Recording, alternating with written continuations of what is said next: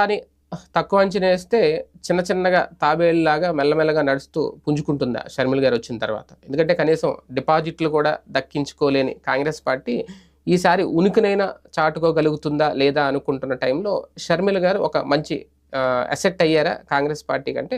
అవుననే చెప్పాలి. ఎందుకంటే ఇప్పటికే ఇద్దరు ఎమ్మెల్యేలు వైసీపీలో టిక్కెట్లు దక్కని వాళ్ళు కాంగ్రెస్ పార్టీలో చేరారు. తాజాగా మరొక షాక్ తగిలింది వైసీపీకి, జగన్మోహన్ రెడ్డి గారికి. మరొక ఎమ్మెల్యే పూతలపట్టు ఎమ్మెల్యే ఎంఎస్ బాబు తాజాగా కాంగ్రెస్ పార్టీలో చేరారు. పిసిసి చీఫ్ షర్మిల గారి ఆధ్వర్యంలో కాంగ్రెస్ పార్టీ కండువా కప్పుకొని ఆమె ఆహ్వానించారు. ఇప్పటికే వైసీపీ ఎమ్మెల్యేలు ఆర్థరు అలాగే ఎలీజా వీళ్ళిద్దరూ కాంగ్రెస్ పార్టీలో చేరిన నేపథ్యంలో, ఎందుకంటే కాంగ్రెస్లో అయితే సీట్ కన్ఫర్మ్. అలాగే తాజాగా కిల్లి కృపారాణి ఆమె కూడా కాంగ్రెస్ పార్టీలో చేరిన నేపథ్యంలో ఇప్పుడు తాజాగా ఎంఎస్ బాబు పూతలపట్టు నుంచి కాంగ్రెస్ పార్టీలో చేరడం అంటే ఒక్కొక్కరుగా చేరుతూ వస్తున్నారు. ఇప్పుడు అంటే వీళ్ళకి గెలుపు అంచనాలు పెరుగుతాయి ఒక రకంగా.